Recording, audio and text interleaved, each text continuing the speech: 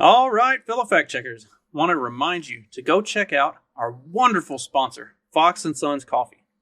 Now, Steve got his start by drinking coffee with his dad on Saturday mornings, and he wanted to carry on that legacy by starting his own coffee company and having something to pass on to his sons that they can carry on. So go over to foxinsons.com and check out Fox & Sons Coffee.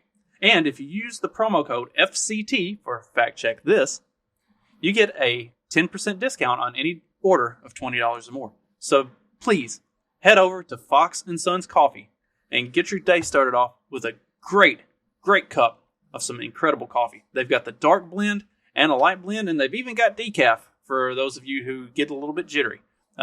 No one in my audience would ever get jittery. But head over to Fox & Sons Coffee. Check them out. All right, let's start the show. This episode will be completely taken out of context. Welcome to the Fact Check This podcast. All right, Fact Check This podcast, and today I'm just going to jump right into it. We are going to be looking at an article from Salon. And I love Salon because it's some of the funniest shit I think I've ever read. I've been told that Salon is not super progressive, but man, everything that I seem to find is like just psychotically so. And it's always like really entertaining for me because the articles that I tend to find from Salon that do lean that hard to the left tend to come at things from like just the most asinine place that you could possibly approach an article from, like the way they're written and just the propaganda type stuff that they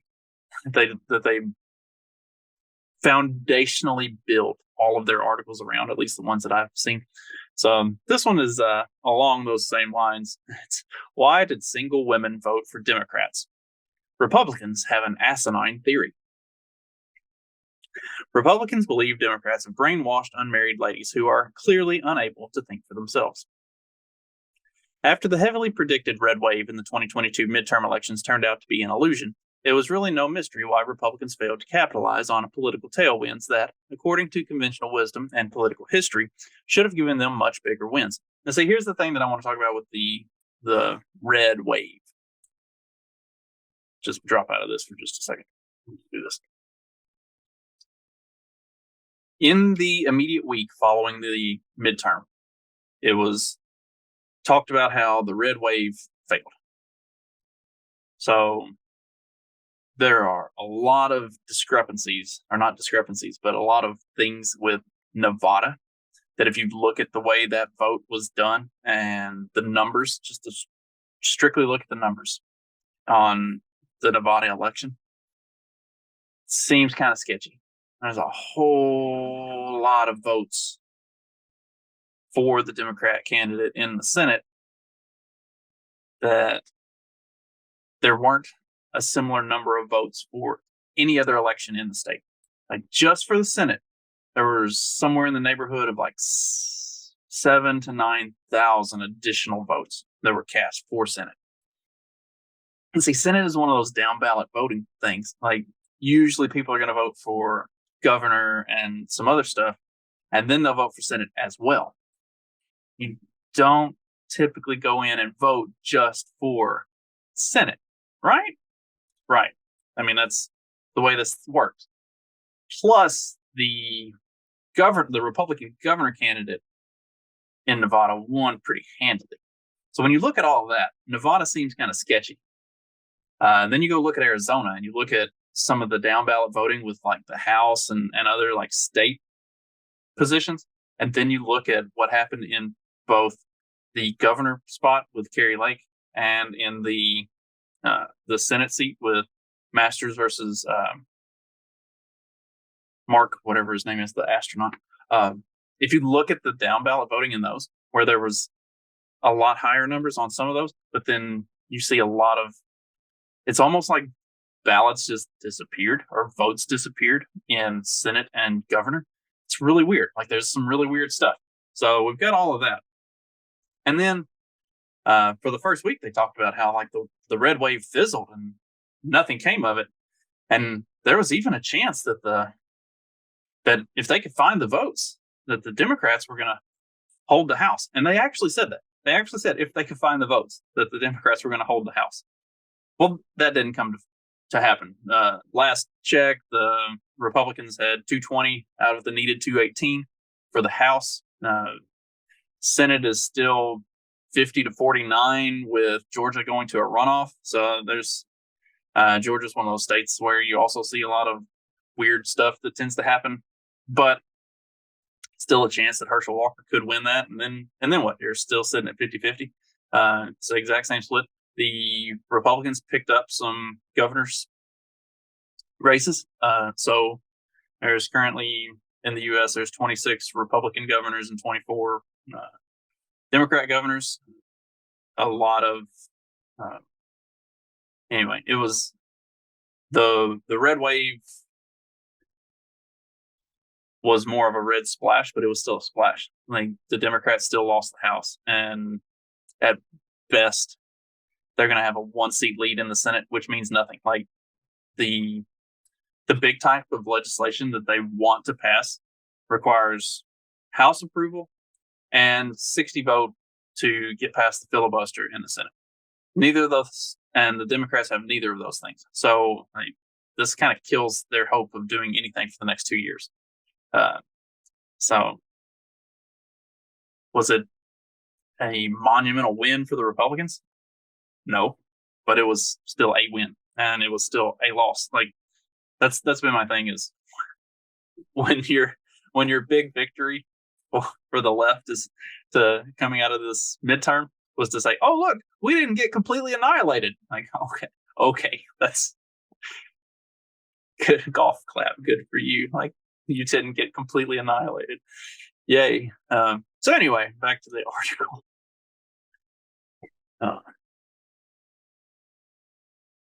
Blame Donald Trump and Justice Samuel Alito for the 1-2 punch of inciting an insurrection, which was wildly unpopular. They're still writing the insurrection thing, and overturning the right to abortion, which was highly unpopular, or which was highly popular. They're meaning the right to abortion was highly popular.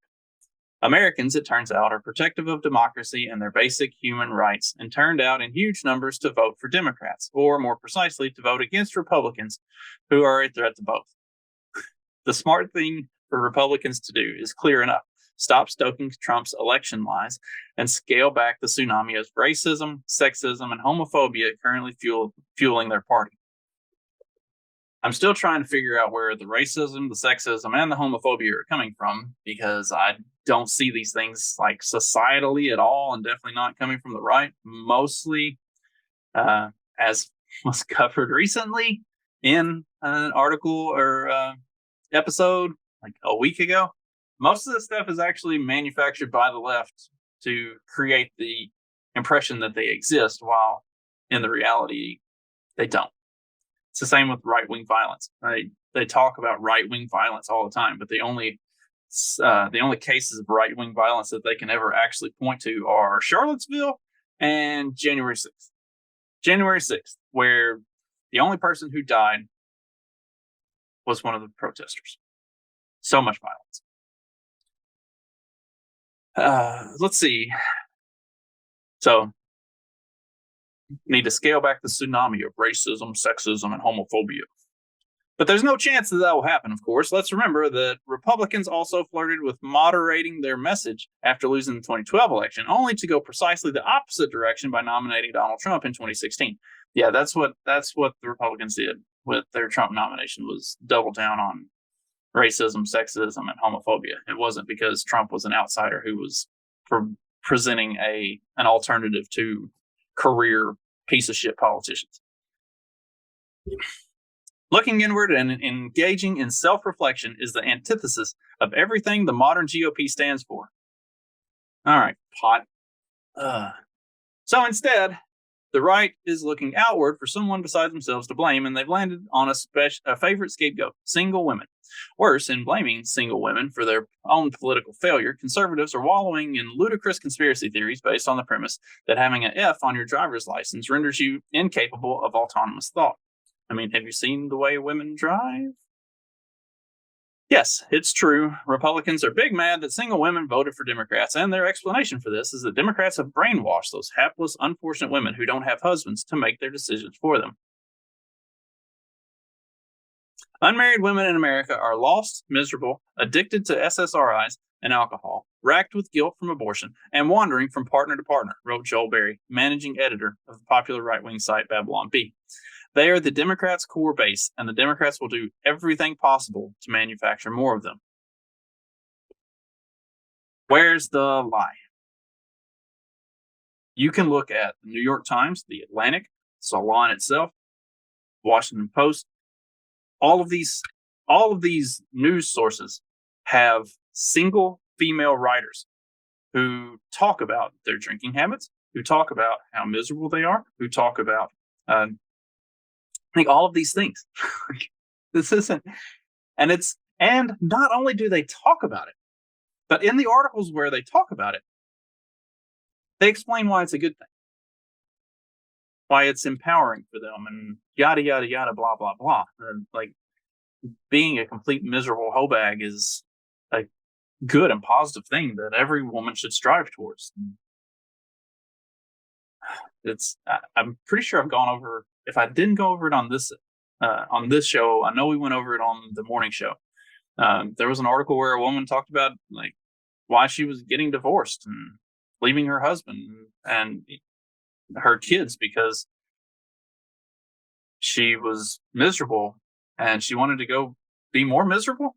Like that's what she was effectively getting around to, was that she needed to have all this freedom so she could just work and drink and hoe herself out. And it's like, this is the Democrats' base. Molly Hemingway, the editor-in-chief of the Federalist, was less colorful in her language, but nonetheless aired a similar claim about the massive political incentive Democrats have to keep women unmarried. One of the fascinating things about our ongoing political realignment is the massive political incentive Democrats have to keep women unmarried. No one benefits more from the destruction of the American family than the Democratic Party. Andrew Torba, who runs the far-right social media site Gab, sent out a newsletter declaring that democracy is illegitimate because the godless unmarried whores of Babylon select your leaders so they can continue to slaughter their children. Fox News host Jesse Waters, in the most viral example of this talking point, said that Democrat policies are designed to keep women single, to implore male viewers to get the ladies under control. Guys, go put a ring on it. How male Fox News viewers are supposed to talk to unruly Democratic voting women into marrying them was left unexplained, although Waters has previously hinted at the usefulness of coercion when it comes to romance. The thing is, men don't want to marry these women. Like, no conservative man wants to marry these women. Generally speaking, no man wants anything to do with these women. That's why they're so miserable, because the reason they hold themselves around is because nobody can put up with them for longer than a night, maybe two.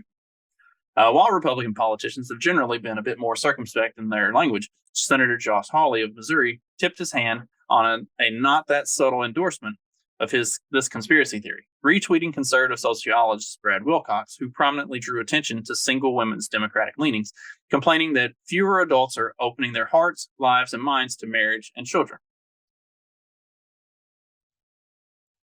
These accusations that Democrats are somehow preventing women from getting hitched are deliberately vague on the mechanics.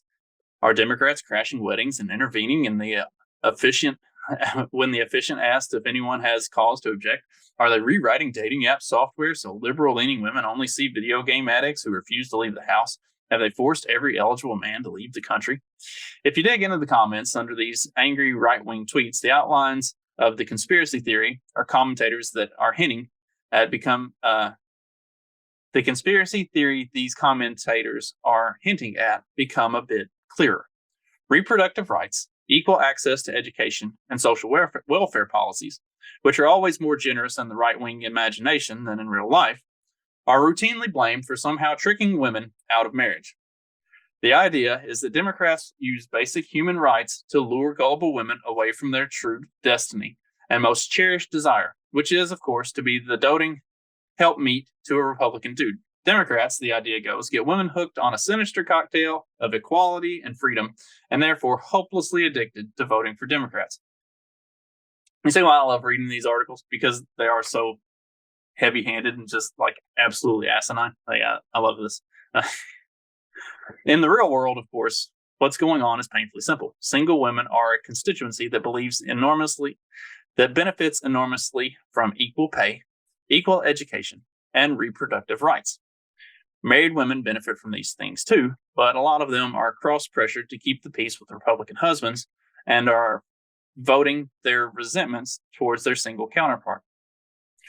Understanding that they have a built-in advantage with single women, Democrats have constructed a platform designed to appeal to them. Single women benefit enormously from equal pay, equal education, and reproductive rights.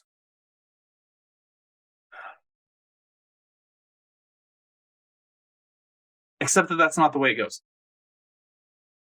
Because there has been so much talk of the equal pay thing. There is no gender wage gap anymore. In fact, women in equivalent roles are making as much or more because of the fiction of the gender wage gap. Equal education is also kind of becoming did you know that the number one college graduate demographic in the country is Black females? Black females are getting more degrees than anybody else, any other demographic in the country. Because the system is now being skewed towards and incentivized to give more women specifically, and Black women even more specifically, scholarships and put them in school and get them their degrees. If you're a white male, you're effectively like you're going to get pushed to the bottom of every list, like every list that exists. That's just the way that the Democratic policies and platforms have skewed things, and all the mainstream media talking points. Like, a white male is the most evil person on the planet. We are sexist, racist, homophobic all the time. That's it. That's all you need to know about us. But accepting that straightforward narrative means accepting the radical notion that women have minds of their own. That will clearly never do in the GOP universe, so a nefarious and unnecessarily complicated conspiracy theory must be created that reimagines basic constituent appeal as manipulation and brainwashing. As with most accusations made by Republicans, the claims that Democrats somehow control women are pure psychological projection. It's pretty obvious that Republicans are the ones who want to control women when they start talking about incentivizing marriage. And what they really mean is various forms of coercion. Stripping women of reproductive rights and economic equality is about trying to create a society where women feel they have to get married in order to survive, or at least have any financial security. Say, like, reproductive rights. There are no reproductive rights that are on the table. It is the murder of infants, the murder of fetuses, the murder of babies. That's what's on the table. Nobody's talking about your reproductive rights. If you want to have a kid, you're free to have a kid. If you don't want to have a kid, you're free to not have a kid. But once the kid is there, that's where the line is drawn. Nobody's saying that you have to have kids. Nobody is force impregnating anybody. This is contrary to the idea of the left. This is not actually Gilead, and nobody is force impregnating anybody. You have that choice. Don't get pregnant if you don't want a kid.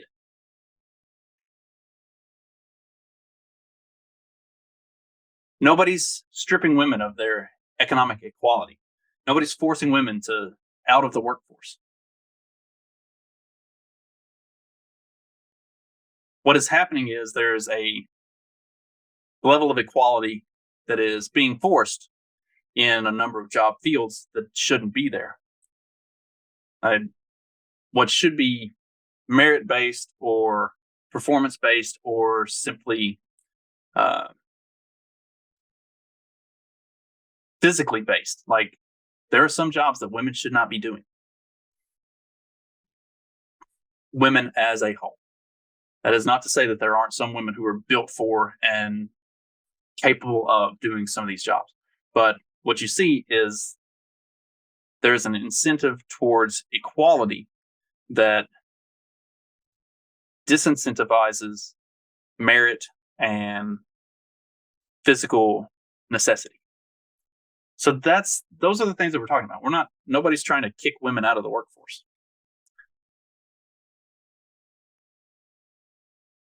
As a not so hidden bonus, a woman who is financially dependent on her husband is likely to feel even less room to disagree with him politically or vote her own conscience. In fact, the theory that Democrats are brainwashing women into staying single is directly linked to the Great Replacement theory. Here we go. We got to tie the Great Replacement in there. This is directly linked to the Great Replacement conspiracy theory.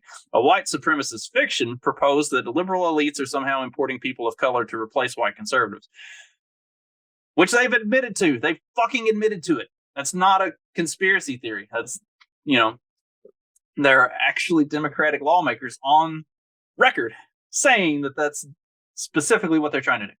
But no, never mind. That's a conspiracy theory. Don't believe any of that. Right? In both cases, the presumption that people who are not white men are lesser beings incapable of independent thought. Literally nobody's saying that. Literally nobody. As with the big lie, which is their shorthand for the Great Replacement theory. As with the big lie, this is all about Republicans telling themselves that entire groups of Americans are not legitimate voters or citizens and don't deserve a say in government. Conservatives bit a retreat into this conspiracy theory that, after their disappointing midterm results, strongly suggest that the Republican Party has no inclination to moderate anything about its policies or messages. Instead, we can expect the right to double down on the fascistic assumption that people like them are the only real Americans and nobody else gets to vote. Well, here's the thing about the whole Great Replacement theory thing, is that those people are not legitimate voters or citizens. So maybe there's something to that. I don't believe most people are legitimate voters, if we're being completely honest. I've said this multiple times and gone into it at great lengths. I think there should be stipulations placed on your being allowed to vote. I think everybody should have the right to vote, but not everybody should have the allowance to vote. You should have to be a property owner of some sort. And I don't care if by property owner, I mean, like, do you own a car? Okay. Are you paying property taxes of some sort? Cool. You get to vote. If you don't own a car, you don't own a house, you don't own anything, and you're just not contributing. If you don't pay taxes, then no, you don't get to vote. You don't have skin in the game. You don't have a vested interest in this process. So you shouldn't get to vote. Period. That's it. And then the people who are allowed to vote, the ones who do have ownership of things and property taxes and stuff like that, or pay their taxes, I think there should be a short quiz. Who are the candidates? That's it. Who are the candidates? What are the candidates' names? Can you even name both of them? If you don't know who the two candidates are that are running, like the two main, the Republican and the Democrat, if you can name the Libertarian and some other people, cool. That's like you might actually know what's going on. But you have to be able to name at least two of the candidates who are on the ballot. Because what happens is most people who are voting, they don't know any of the candidates. They don't know any of their names. They're showing up and they're punching R or D, and that's it. So if you don't know the candidates' names, you don't get to vote. I mean, I think maybe past that, there should be a couple other stipulations, but I mean, I think that would be the number one, like, two questions. Are you a property owner of any sort? Pay your taxes. Pay property taxes. Yes, you are now eligible to vote. Can you name two of the candidates on the ballot? Yes. Now we will allow you to vote. If you answered no to either of these questions, sorry about your luck. You are not a valid voter. That's my opinion. I don't care about anything else. But see, that would disqualify like 80% of the Democrat voters. So they'll never have anything like that. And the whole thing, I don't really have anything to go into on this Salon article with the women voters thing. I mean, there are huge incentive structures that have been put in place by Democrats since the 16th and 19th Amendments were passed to Number one, to create a dependence on the government for Black communities. And I think I have talked about this on the show before. Black communities were actually thriving, doing really well prior to civil rights. The whole civil rights movement was an op, if we're being completely honest.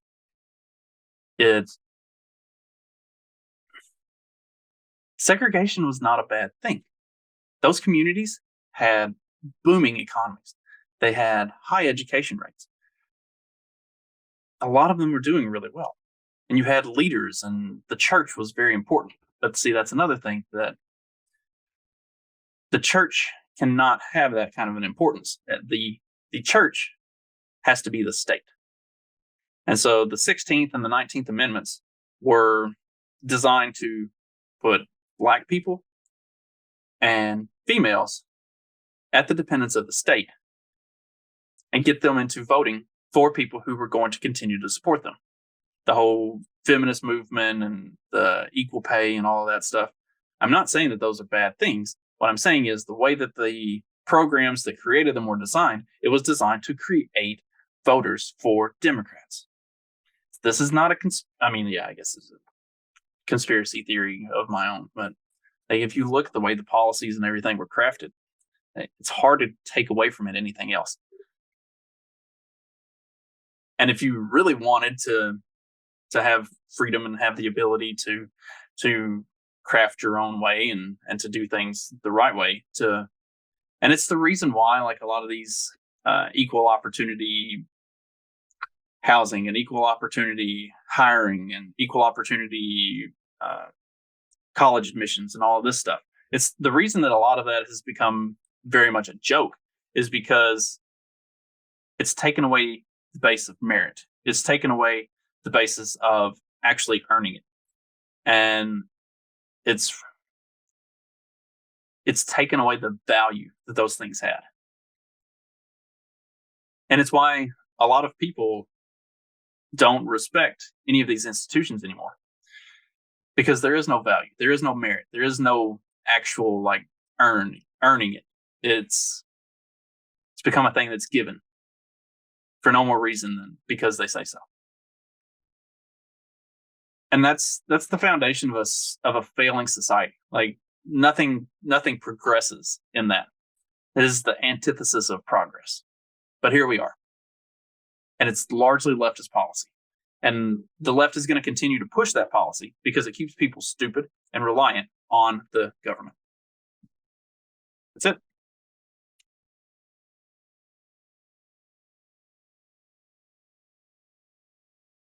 I don't know. Hopefully people will start to wake up and figure this shit out. I mean, the Hispanic community has largely figured it out. The Asian community has largely figured it out. Like, why can't the other minority groups, Blacks and women, why can't they figure it out? Like, why can't they see through the bullshit that the left is doing and realize that outside of that system, you actually have freedom to grow and to create and to do things. Whereas inside of that system, you have to do what they say. And in order to continue to grow and progress, you have to play the game by their rules and vote for them and keep them creating policy that never actually moves the needle towards true equality. It just creates new levels of inequality for them to try to push you up through unnaturally. That's it for today. Be back on next time looking at the Boston researchers who say that masking children in schools can reduce the effects of structural racism. Which might be the most asinine thing I've ever read. But we're going to go over it. Hope everybody has a great rest of your day. And I will catch you next time. Don't forget to head over to PalomaVerdeCBD.com and check out our longest and most favorite sponsor, Carlos and Vanessa Abelar and Paloma Verde CBD. Get all of your CBD needs, and you get 10% off your order of $75 or more, plus anything over $75 is free shipping. So head over to palomaverdecbd.com to get all your CBD needs. Have a good week, everybody.